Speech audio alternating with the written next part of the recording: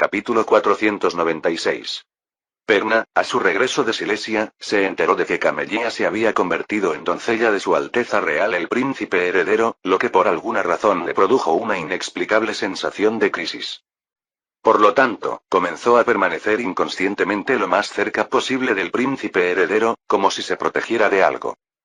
Una vez dentro del taller de destilación, el experto técnico Murdoch se encargó de explicarle a Joseph. Su Alteza, verá, este objeto cilíndrico es la retorta de destilación seca que inventé.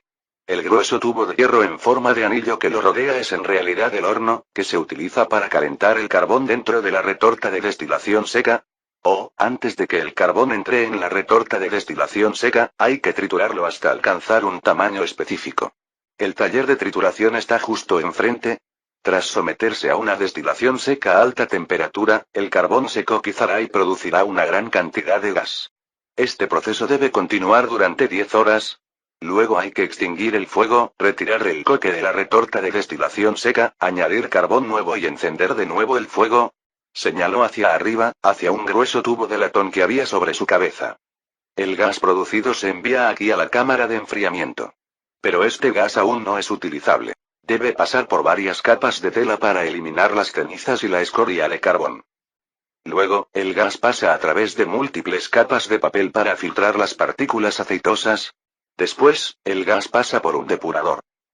Es esa columna de piedra más alta del lado este. Dentro, hay muchas celosías de madera llenas de agua de cal, que puede eliminar el azufre del gas. Ya sabes, el azufre arde y hace que la gente llore sin parar. Y en el agua de cal para lavar el gas, se disuelve mucho amoníaco, lo que sirvió de recordatorio al señor Lavoisier para que recolectara este costoso amoníaco. Joseph escuchó hasta quedar totalmente desconcertado. No era de extrañar que la tecnología para destilar gas de carbón pudiera obtener una patente. Parecía simplemente la quema de carbón en seco en ausencia de aire, lo que parecía muy simple, pero el proceso de producción real era extremadamente complejo y omitir incluso un paso significaría que no se podría producir gas utilizable. Tomemos como ejemplo la desulfuración, que Murdoch había mencionado. Si no la hubiera considerado desde el principio, cuando se construyera la planta de destilación, el gas de carbón suministrado a las lámparas de gas podría hacer llorar a la gente todo el día, y los millones gastados en construir la planta probablemente serían en vano. Sin talentos como Murdoch y Lavoisier, incluso si pudiera traer teorías tecnológicas avanzadas del futuro, temía que se quedaran solo en el papel, sin generar ni un céntimo de beneficio. De repente recordó el plan de introducción de talentos que había estado planeando antes. No lo había impulsado porque había estado ocupado, pero parecía que tendría que ponerlo en la agenda pronto. A medida que se adentraban en el taller de destilación, Joseph no pudo evitar fruncir el ceño. El polvo circundante se hacía más espeso y era difícil ver objetos incluso a 3 metros de distancia, mientras que el olor astringente y desagradable de las cenizas de carbón irritaba constantemente sus fosas nasales, haciéndole casi imposible respirar. Rápidamente se volvió hacia Eman y le dijo: «Por favor, dame una máscara». ¿Un cubrebocas? Eman parecía confundido. Joseph frunció el ceño, sin saber cómo decir máscara, por lo que utilizó cubreboca como sustituto. ¿Como el que usan los médicos sobre la boca? Al oír esto, Eman rápidamente miró a Perna, quien también negó con la cabeza con ojos claros. Joseph se dio cuenta entonces de que nunca había visto a Perna ni al doctor Lamarck con una máscara. ¿Será que aún no se había inventado algo así? Hizo un gesto con el trozo de tela que tenía en la mano. Es solo un trozo de algodón como este, cuadrado, con cuerdas a ambos lados que pueden colgarse de las orejas. Al ver que Perna seguía negando con la cabeza, se rindió por completo. De hecho, era una época sin máscaras. Sin embargo, el gerente Velas a su lado sacó algo parecido a un trapo de su bolsillo y se lo entregó. Su Alteza, ¿está tratando de cubrirse la boca y la nariz? Sí. Delas inmediatamente demostró. Así, cubriéndose la cara. Joseph se puso el trapo en la cara, y su nariz y tráquea finalmente se sintieron un poco más relajadas. Fue entonces cuando notó que algunos trabajadores también usaban retazos triangulares de tela sobre sus caras, como si fueran bandidos que se preparaban para comenzar su jornada laboral. No pudo evitar fruncir el ceño. Un ambiente de trabajo así, sin mascarillas, seguramente provocaría neumoconiosis en poco tiempo. Algunos de estos trabajadores eran incluso más jóvenes que él. Aunque las condiciones de las fábricas en todo el mundo eran en general malas al comienzo de la revolución industrial, como él había sido testigo de ello, no podía simplemente ignorar el problema. Primero salió del sofocante taller de destilación, se arrancó la tela que lo cubría la cara y respiró hondo el aire exterior. Luego le dijo a Delas: hay algo llamado mascarilla que puede mejorar eficazmente la inhalación de humo y polvo por parte de los trabajadores. Por favor, busque un sastre para que haga un lote lo antes posible. A partir de ahora, todos los trabajadores deben usar mascarillas para trabajar. Le indicó a Eman que trajera papel y bolígrafo y dibujó el esquema de una mascarilla médica de épocas posteriores. Usa 4 capas de gasa de algodón, cóselas, fija cordones a cada lado y coloca un alambre metálico en la parte superior. Al usarla, ata los cordones sobre las orejas y presiona el alambre contra el puente de la nariz. El rostro de Delas se puso casi verde mientras tartamudeaba. Su Alteza, eso de lo que habla, una máscara, costará al menos 2 francos cada una. Hay más de 200 personas en la destilería. ¿No será un poco caro? ¿Tan caro? Joseph estaba un poco desconcertado, pero enseguida lo entendió. El algodón no era barato en aquella época. La gente común solo podía permitirse 1 o 2 prendas de algodón a lo largo de su vida y solía usar ropa de lino. En cuanto al alambre, fabricarlo a medida para mascarillas, junto con la dureza requerida, tampoco sería barato sin la capacidad de producirlo industrialmente en masa. Suspiró resignado. Yo lo pagaré. Por favor, encarguen las mascarillas y distribúyanlas entre los trabajadores lo antes posible. Gracias por su generosidad y amabilidad, dijo Delas apresuradamente, pero no podemos dejar que usted pague por esto. Lo deduciremos de las cuentas de la empresa. No tienes por qué negarte, insistió Joseph, y, pensando de nuevo en las difíciles condiciones laborales de los trabajadores, le indicó a Delas: de ahora en adelante, hazles chequeos médicos cada 6 meses. Si descubres algún problema de salud, trátalo lo antes posible. Yo calcularé el costo de la inspección. Tú solo necesitas organizarte y conseguir la cooperación de los trabajadores. Después de pensarlo un poco, añadió: pero no utilicen los problemas de salud como excusa para despedir a trabajadores indiscriminadamente. El Fondo de Desarrollo Industrial era el mayor accionista de la fábrica de destilación de gas y, como tenía la última palabra en el fondo, podía influir completamente en las regulaciones allí establecidas. Delas quedó increíblemente sorprendido por sus palabras. Nunca había visto a un superior tan preocupado por los trabajadores antes y lo colmó de elogios y agradecimientos. Joseph era consciente de que proporcionar seguridad básica en materia de salud y de vida a los trabajadores era esencial para el desarrollo estable y sostenido de la industria y que también conduciría a menos levantamientos obreros. Sin embargo, ningún capitalista ofrecería voluntariamente tal seguridad, ya que ello reduciría sus ganancias, por lo que se necesitaba legislación para abordar este problema. Garantizar los derechos de los trabajadores podría parecer que aumenta los costos industriales, conlleva un aumento de los precios de los productos y reduce la competitividad. Sin embargo, en realidad, solo un trabajador tratado como ser humano puede producir productos de calidad. Un trabajador tratado como animal, a la larga, solo obstaculiza el progreso industrial. Capítulo 497. En la historia, los países europeos que habían pasado por las primeras etapas de la revolución industrial y devastado las vidas de los trabajadores con una explotación excesiva finalmente reconocieron este problema y comenzaron a tomar medidas. Como pionera industrial, Inglaterra promulgó las leyes de fábricas en 1802 para garantizar la supervivencia básica de los trabajadores. Algunas disposiciones importantes incluyeron: las fábricas no podían emplear mano de obra infantil menor de 9 años. Los niños de 9 años o más podían trabajar 8 horas al día, y los mayores de 14 años podían trabajar 12 horas al día. A los trabajadores no se les permitía empezar a trabajar antes de las 6 de la mañana y su hora de acostarse no podía ser posterior a las 2 de la mañana. Las fábricas estaban obligadas a proporcionar ropa que pudiera cubrir el cuerpo y, durante los primeros 4 años, estaban obligadas a garantizar que los trabajadores recibieran al menos 2 horas de educación básica diariamente. Las fábricas debían garantizar un nivel mínimo de ventilación e instalar medidas de protección para maquinaria peligrosa, entre otras cosas. En las etapas iniciales de las Factory Acts, las empresas británicas se quejaron duramente, pero al poco tiempo descubrieron que la eficiencia de los trabajadores había aumentado significativamente y los costos de producción eran incluso más bajos que antes de la implementación de las Factory Acts.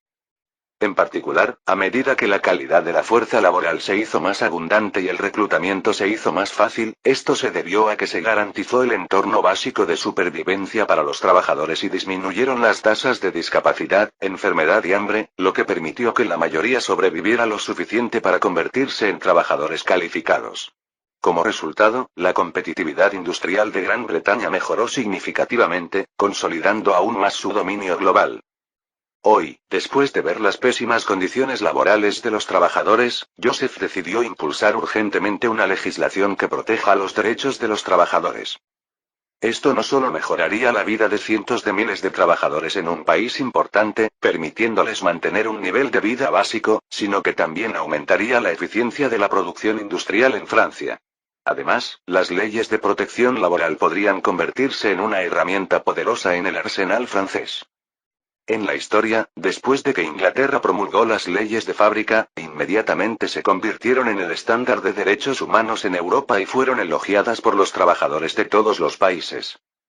Trabajadores técnicos de otros países acudieron en masa a Inglaterra, aportando una gran cantidad de talento y tecnología, lo que hizo avanzar aún más la revolución industrial del país. Luego, otros países europeos se dieron cuenta de que algo no andaba bien y tuvieron que promulgar leyes similares, pero ya estaban en desventaja, porque una vez que un estándar es aceptado por todos, las creencias no son fáciles de cambiar. En esta vida, Joseph tenía la intención de mantener ese halo de normas en Francia. A su regreso, convocaría a Mirabeau, Bretty y otros para discutir el marco de las regulaciones, con el objetivo de presentarlas para su revisión en la próxima reunión del gabinete. Mientras reflexionaba sobre esto, oyó a Perna decir a su lado: Su Alteza, acaba de mencionar las mascarillas médicas. ¿Tienen también un papel importante en la medicina? Joseph asintió. De hecho, las mascarillas pueden reducir considerablemente la probabilidad de que los médicos se infecten con los pacientes durante el tratamiento. De hecho, las mascarillas con pico de pájaro que los médicos suelen usar tienen este efecto. Pero Perna pareció sorprendida. Algunos estudiosos creen que las máscaras con pico de pájaro son simplemente supersticiones ignorantes que aumentan el riesgo de infección. Mi padre nunca usa una. Joseph, que ya había visto documentales sobre la historia de la atención médica europea, suspiró y dijo: Eso es porque rara vez limpiaban las mascarillas, convirtiéndolas en un caldo de cultivo para las bacterias, pero las mascarillas son definitivamente útiles. Mientras hablaba, rápidamente le recordó al gerente de las. También deben limpiar las mascarillas con frecuencia, al menos una vez cada 3 días, y es mejor que cada trabajador tenga una mascarilla fija y no compartirlas. Los ojos de Perna se iluminaron, como si ya hubiera visto otra innovación médica. Admiraba profundamente los conocimientos médicos de Su Alteza Real el Príncipe Heredero y creía firmemente que si él decía que eran útiles, sin duda lo eran. Anteriormente, había plasmado en un artículo los conocimientos sobre experimentos a doble ciego que el príncipe le había enseñado, lo que le había otorgado un considerable prestigio en la comunidad médica. Naturalmente, la comunidad médica en general creía que era un esfuerzo conjunto del príncipe heredero y su padre, Lamarck. Ella inmediatamente suplicó: Su Alteza, me gustaría distribuir algunas mascarillas para los hospitales de campaña y luego promover su uso entre los médicos de todo el país. Claro que sí, asintió Joseph. Luego, considerando el alto costo de las mascarillas personalizadas, simplemente dijo: Quizás podríamos construir una fábrica para producir mascarillas. Solo con la demanda de usos médicos e industriales, necesitaríamos usar varias decenas de miles de mascarillas al mes. Es necesario que una fábrica las produzca en grandes cantidades. ¿Varias decenas de miles? Preguntó Perna, algo sorprendida. Su Alteza, solo hay unos 200 trabajadores en la destilería, e incluso contando a todos los médicos del país, ¿no serían demasiados? Joseph sonrió y dijo: No solo la destilería de gas, sino también las fábricas textiles, los molinos, las plantas químicas e incluso los trabajadores de la construcción las necesitan. Calculo que podríamos vender entre 20 y 30.000 mascarillas al mes. Después de hablar sobre las máscaras, Joseph procedió a recorrer el patio de carbón bajo la guía de Velas y, en el camino, comenzó a discutir con inversores como DuPont sobre la construcción de nuevas plantas de destilación de gas en Nancy y Túnez. Cuando un inversor se enteró de que incluso Túnez iba a instalar farolas de gas, con una inversión de hasta 2 millones de francos, expresó cierta incertidumbre. Su Alteza, instalar farolas de gas en el norte de África podría conllevar ciertos riesgos financieros. De hecho, Nancy tampoco parece muy próspera. Hay que ver los beneficios a largo plazo, dijo Joseph. Las lámparas de gas desempeñan un papel fundamental en el atractivo de una ciudad. La zona de desarrollo industrial de Nancy es la más madura y se convertirá en una ciudad densamente poblada en el futuro. Con al menos entre 40 y 50 mil inmigrantes que se han mudado a Túnez en los últimos 6 meses, la ciudad de Túnez está destinada a convertirse en el centro del norte de África. El inversor asintió levemente, pero aún así susurró suavemente. Quiero decir, con una inversión tan grande, quizás deberíamos ser más cautelosos. Antes de que Joseph pudiera responder, DuPont intervino de inmediato con una sonrisa. Señor Rowland, está siendo demasiado cauteloso. Hay un futuro muy prometedor para el alumbrado público a gas. Hasta donde yo sé, el Parlamento británico ya ha aprobado una subvención de 300.000 libras esterlinas para instalar farolas de gas en Londres. El empresario llamado Rowland abrió mucho los ojos. 300.000 libras esterlinas, o sea, 7,5 millones de francos, los británicos estaban invirtiendo una cantidad enorme en alumbrado público de gas. Parecía que estaba demasiado preocupado. Joseph oyó esto, pero frunció levemente el ceño. Había una razón por la que los británicos se convirtieron en pioneros de la revolución industrial. En particular, sus agudos instintos, que superaban con creces los de sus contemporáneos. Capítulo 498. Es evidente que los británicos se inspiraron en el sensacional efecto que supuso la instalación de farolas de gas en París y rápidamente consiguieron una inversión de más de 700 millones en 4 o 5 meses, preparándose para replicarla en Londres.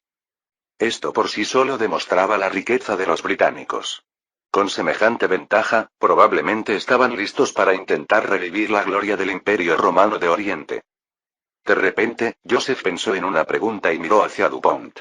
¿Inglaterra ya domina la tecnología de destilación de gas? DuPont bajó la cabeza para recordar. No les he oído mencionar esta tecnología. Joseph frunció el ceño y dijo. Entonces, ¿van a invertir en farolas de gas? Murdoch se encogió de hombros con impotencia y dijo. Su Alteza, los británicos son notoriamente desvergonzados cuando se trata de robar tecnología. Señaló hacia atrás. Debería haber espías industriales de ellos en la destilería ahora mismo. Si tienen fondos suficientes, podrían replicar una planta de destilación de gas para el próximo verano. Hablando francés con fluidez, cada vez que mencionaba a los británicos, se convertía en un auténtico francés. De hecho, sus bienes y negocios estaban ahora en Francia, y recientemente había sido ennoblecido en el Palacio de Versalles, rompiendo definitivamente lazos con Inglaterra. Joseph frunció el ceño nuevamente. Sabía que Inglaterra y Francia habían enviado un gran número de espías industriales a sus respectivos países, replicando rápidamente cualquier nuevo desarrollo que el otro introdujera. Históricamente, incluso tecnologías importantes como la máquina de hilar Henry le tomó a Francia solo de 3 a 5 años clonar. Sin embargo, debido a las condiciones comerciales internas y a los problemas con las materias primas, nunca pudieron competir con Inglaterra. Además, la capacidad de investigación de Inglaterra era intrínsecamente sólida, al ser un líder en su época. Murdoch, de hecho, fue entrenado por ellos. Así que, si se decidían a emprenderlo, incluso sin robar tecnología, probablemente podrían desarrollarlo en poco más de un año. Joseph se sintió bastante molesto. Había gastado tanto esfuerzo y dinero en farolas de gas, y aunque París aún no había atraído a muchos talentos ni inversores, Londres estaba a punto de sumarse y competir. Propusieron una inversión de 7,5 millones. Entonces, ¿los británicos piensan que son geniales porque tienen dinero? No. Apretó los puños en secreto, decidido a no dejar que los británicos triunfaran tan fácilmente con las farolas de gas. ¿Pero cómo podría detener a los británicos? Atrapar a los espías industriales podría no ser tan fácil. Se suponía que debía asesinar a los técnicos británicos responsables de clonar la tecnología de destilación de gas. Descartó inmediatamente ese pensamiento. Recurrir a tácticas desleales era siempre la peor opción, ya que los británicos podían sospechar fácilmente que era obra de Francia, e incluso podría conducir a una disputa diplomática. Sin embargo, pronto sonrió con picardía. ¿No podría emplear en el futuro las astutas tácticas de esas compañías armamentísticas estadounidenses? El procedimiento estándar sería: primero ofertar bajo, asegurar un contrato militar para superar a los rivales y luego comenzar a aumentar el precio mientras se explota una posición monopolística. Por supuesto, su objetivo no era aumentar el precio, sino aplastar a los competidores británicos y luego salir rápidamente. Pensando en esto, Joseph tomó a DuPont aparte para evitar a los demás y le preguntó: ya que estás al tanto de los planes británicos de invertir en farolas de gas, debes tener algunas conexiones allí, ¿verdad? DuPont se puso nervioso inmediatamente y agitó las manos. Su Alteza, me enteré por un socio comercial. No tengo absolutamente ningún vínculo con el gobierno británico. Joseph sonrió y le dio una palmadita en la espalda. Confío plenamente en ti. Sin embargo, si quisiera encargarme del negocio de instalación de farolas de gas en Londres, ¿podrías encontrar a alguien que me lo facilite? Los ojos de DuPont se abrieron de par en par y, tras una larga pausa, dijo: Su Alteza, ¿está planeando vender la tecnología de las farolas de gas a los británicos? En parte, asintió Joseph, pero dadas las especiales relaciones diplomáticas entre Inglaterra y Francia, como usted sabe, podrían ser bastante resistentes a una compañía francesa. Necesito su ayuda para crear o adquirir directamente una empresa británica, financiarla y encargarme personalmente del proyecto de las farolas de gas de Londres. ¿Puedo ayudar con eso, Su Alteza? Sin embargo, no puedo garantizar que se llegue a un acuerdo con el Ayuntamiento de Londres. Joseph se rió entre dientes. ¿Crees que 300.000 francos podrían convencer al alcalde de Londres y al director del proyecto? DuPont quedó nuevamente sorprendido. El príncipe heredero era evidentemente experto en tácticas de negocios y fue muy decidido. Tras pensarlo un momento, dudó. Su Alteza, este asunto podría involucrar al Parlamento británico, considerando la enorme inversión. Entonces añada otros 300.000 francos para convencer a los diputados pertinentes, dijo Joseph sin dudarlo. Y otros 100.000 francos por las molestias. DuPont ya no dudó. 600.000 francos era una cantidad sustancial para un soborno y debería ser bastante persuasiva. Él asintió de inmediato. Su Alteza, haré todo lo posible. En cuanto al dinero extra, es un honor servirle y realmente no lo necesito. Joseph respondió con firmeza. No tienes por qué negarte. Haré que los 700.000 fondos te sean entregados lo antes posible. Por favor, ve a buscar al director Fauche, le ordenó a Eman, antes de volverse hacia DuPont. Necesitamos discutir más detalles de este asunto. Península India. Afuera de Seringapatam, el centro administrativo de Mysore. El marqués Wellesley miró con tristeza las lejanas posiciones de Mysore y preguntó a su personal: ¿cuánto tiempo falta para que lleguen los camiones pesados? General, debido a las fuertes lluvias constantes en el sur de Canadá, el suelo se ha vuelto muy fangoso, lo que dificulta el transporte de los camiones de 12 libras. Podrían tardar un mes más en llegar aquí. Desde su llegada a la India, Wellesley casi había arrasado en su campaña con la táctica de abrumar con su fuerza de trabajo, resolviendo las fortalezas de Mysore en el sur de Canadá y empujando la línea del frente hasta Seringapatam. Esto le valió un ascenso a general de brigada. Sin embargo, su numeroso ejército se enfrentó a una tenaz resistencia ante esta ciudad, prolongando la campaña hasta la temporada de lluvias sin mayores avances. Un mes, Wellesley se rascó el hombro con fuerza, donde un mosquito del tamaño de un frijol mungo lo había picado el día anterior, causándole una picazón intensa. Me pregunto si las provisiones de Cornwallis podrán durar 2 meses más. De hecho, solo podían esperar la llegada de los camiones pesados para obtener la supremacía sobre la artillería de Mysore y capturar Seringapatam, lo que también requeriría al menos otro mes. Antes de eso, sus tropas continuarían siendo acosadas por mosquitos, malaria, disentería y emboscadas misoreanas, lo que le hizo dudar de si la moral del ejército o los suministros logísticos colapsarían primero. Desde el comienzo de la temporada de lluvias, el apoyo logístico para él y Cornwallis prácticamente había cesado, mientras que los misoreanos parecían bien preparados, con abundante munición y víveres, a diferencia de su estrategia anterior. Esto lo había puesto en una situación muy incómoda. Capítulo 499.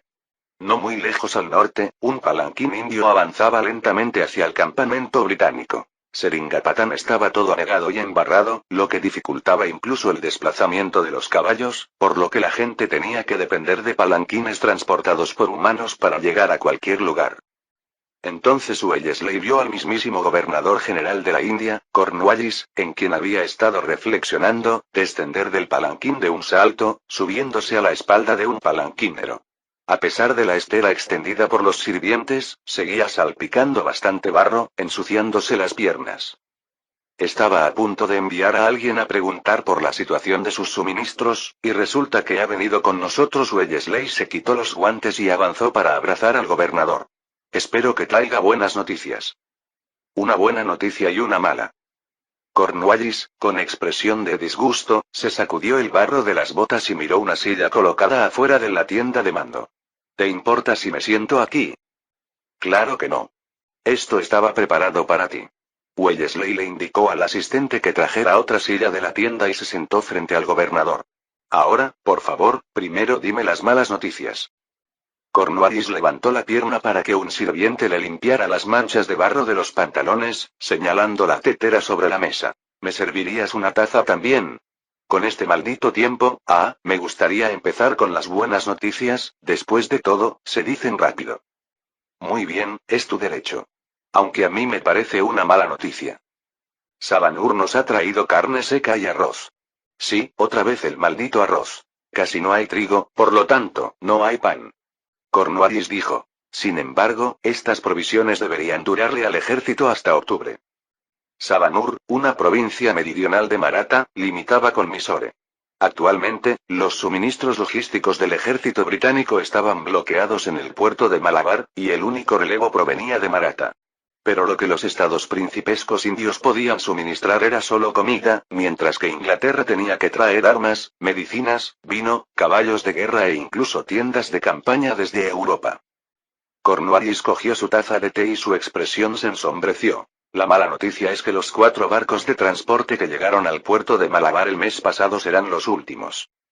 La junta directiva de la Compañía de las Indias Orientales ha decidido no invertir más fondos en el lejano oriente. De hecho, los representantes negociadores de la compañía ya deberían estar prácticamente en Karnataka del Norte.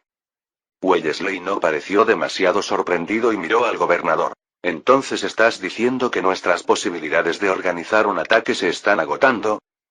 Ya se había enterado de que la Compañía de las Indias Orientales había invertido 3,2 millones de libras esterlinas en gastos militares en Mysore, superando los impuestos internos que la compañía pagaba anualmente al gobierno británico. Esto había dejado a la empresa prácticamente sin ganancias durante el año, y se esperaba que el año siguiente se viera significativamente afectado, tanto que, según se informa, el valor de las acciones se había desplomado. Por tanto, se esperaba la decisión del Consejo de Administración de reducir las pérdidas. Cornwallis asintió. A finales de este año, a más tardar, el ejército expedicionario tendrá que regresar a casa, o de lo contrario no quedará paga militar. Entiendo.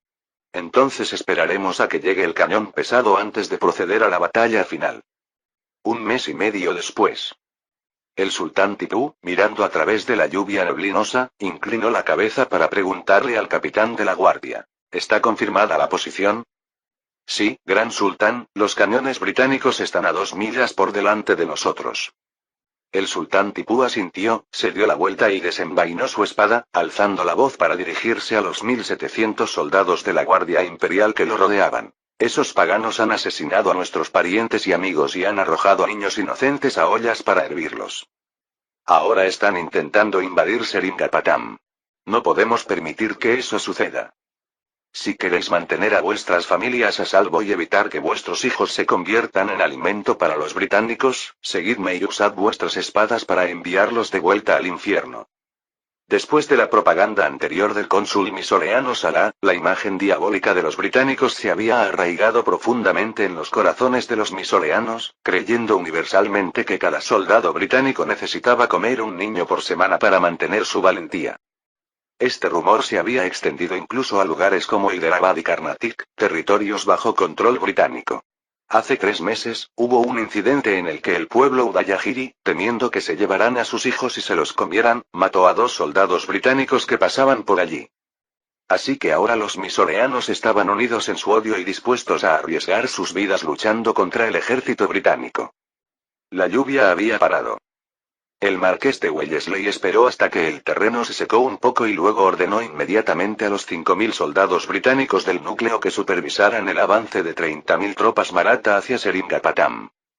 Al mismo tiempo, los 4.000 soldados británicos del cuerpo de Cornwallis desde el lado norte también lanzaron un ataque con más de 30.000 soldados de los estados principescos de la India, formando un movimiento de pinza alrededor de Seringapatam. Los cañones británicos de 12 libras rugieron. 7 cañones dispararon a máxima cadencia, con intensas descargas para suprimir los cañones misoreanos, ubicados a aproximadamente 1 kilómetro de distancia. Estos últimos solo contaban con 10 cañones de 8 libras, que debían desplegarse en una formación defensiva externa, y el resto eran de 4 libras, con un alcance muy inferior al de los cañones pesados británicos. Alrededor de las 4 p.m., el sultán Tipú lideró a casi 2.000 soldados misoreanos en una aparición repentina desde atrás y al costado de la posición de artillería británica, abalanzándose sobre los cañones que disparaban salvajemente. La infantería británica encargada de la protección quedó claramente sorprendida por el ataque sorpresa y rápidamente empezó a tocar los tambores para organizar su formación. El sultán Tipú había aprovechado la lluvia para infiltrarse entre las fuerzas británicas y marathas y llegar a esta posición. Dado que conocía perfectamente el terreno y el uso de telescopios era imposible con la intensa lluvia, nadie había descubierto sus rastros. El sultán Tipú encabezó la carga, sin utilizar mosquetes sino blandiendo una cimitarra y cargando de frente contra las líneas de infantería británicas. Estos más de 1.700 hombres constituían su guardia imperial de élite, temibles en extremo. Desafiaron las 3 descargas de los aproximadamente 400 soldados de infantería británicos que tenían delante, acercándose finalmente a su flanco derecho. Afortunadamente, su ataque fue tan repentino que la formación británica quedó irregular, lo que redujo la eficacia de sus descargas. Después de sufrir casi 300 bajas, los misoreanos dispersaron la línea de infantería británica y luego enviaron más de 1.000 hombres para bloquear las fuerzas auxiliares maratha que llegaban, mientras los demás tapaban los agujeros de los cañones con clavos de hierro. Al mismo tiempo, Nawaz, el hijo mayor del sultán Tipú, lideraba la principal fuerza misoreana, compuesta por 50.000 hombres, en un feroz combate contra los británicos en el frente. Estos soldados, entrenados anteriormente por Lafayette, eran muy superiores en formación y disciplina en comparación con los ejércitos de otros estados de la India. Por lo tanto, mientras no se enfrentaran directamente a los soldados langosta británicos, las líneas de Mysore eran sólidas como una roca e incluso podían lanzar contraataques en algunas áreas.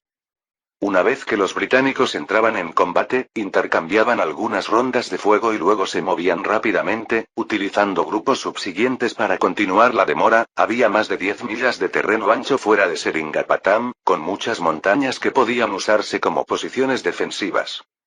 Después de que el sultán Tipú destruyera 6 cañones de 12 libras y un gran número de otras piezas de artillería, finalmente llegaron los refuerzos enviados por Wellesley. El sultán Tipú miró el cielo que se oscurecía e inmediatamente ordenó la retirada. Su estilo de combate era precisamente así, aficionado a los riesgos extremos, favoreciendo los ataques sorpresa con temerario desenfreno. Históricamente, con estas tácticas se había enfrentado a la principal potencia mundial, Inglaterra, durante varios años. Capítulo 500. Antes del amanecer, el sultán Tipú, cubierto de sangre y barro, regresó a Seringapatam con 800 o 900 soldados. De hecho, cientos de personas se perdieron en el camino de regreso.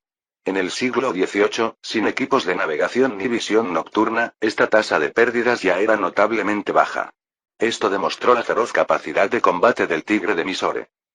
Sin embargo, su loca aventura valió la pena, ya que destruyó la mayor parte de los cañones pesados de los británicos, lo que permitió al ejército de Mysore atrincherarse detrás de sus defensas y retrasar a los británicos con fuego de artillería.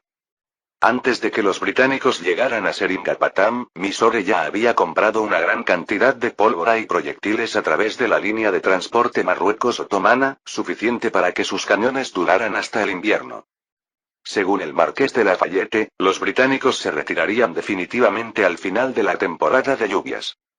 El sultán Tipú creía firmemente en su profecía, por lo que luchó desesperadamente para mantener a los británicos bajo los muros de Seringapatam.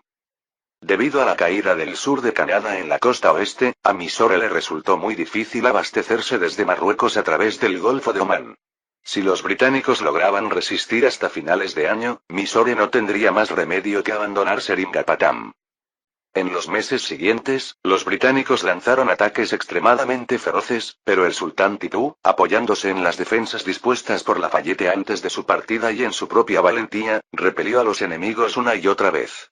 A pesar de sufrir decenas de miles de bajas, la aparentemente tambaleante Seringapatam nunca fue penetrada. El sultán Tipú, al ver todos los días los cuerpos de los soldados que regresaban del frente, fruncía el ceño profundamente, y su aprensión y odio hacia los británicos crecían día a día. Lo que no sabía era que en ese momento de la historia, el suministro de alimentos dentro de Seringapatam estaba cerca de agotarse, los misoreanos estaban entrando en pánico y no pasaría mucho tiempo antes de que tuvieran que retirarse a la ciudad de Mysore. En ese momento, contaba con abundantes provisiones. Solo había perdido algunas provincias fronterizas como Vijayanagara y Canadá del Sur, y las zonas centrales de su reino estaban prácticamente intactas, con la fuerza de la nación prácticamente mermada. En comparación con la histórica Tercera Guerra Anglo-Mysore, donde perdió el centro administrativo de Seringapatam y todos los territorios al este de Mysore, su situación era mucho mejor. Por lo menos, si los británicos ahora le propusieran pagar 3 millones de libras esterlinas en reparaciones por su retirada, solo diría una palabra: largaos. A medida que se acercaba septiembre, la intensidad de los ataques británicos disminuyó visiblemente. El marqués de Wellesley había contraído malaria y ardía en fiebre, casi sin poder levantarse de la cama. Sus soldados también padecían graves enfermedades, con disentería rampante además de malaria, lo que provocó que más del 20% de los soldados perdieran su capacidad de combate. Entre las tropas aparecieron algunas enfermedades virulentas sin identificar, que provocaban que los afectados sangraran y murieran en tan solo 3 o 4 días. El médico militar le aconsejó a Wellesley que no permitiera que sus soldados comieran arroz, pues creía que era la principal causa de disentería.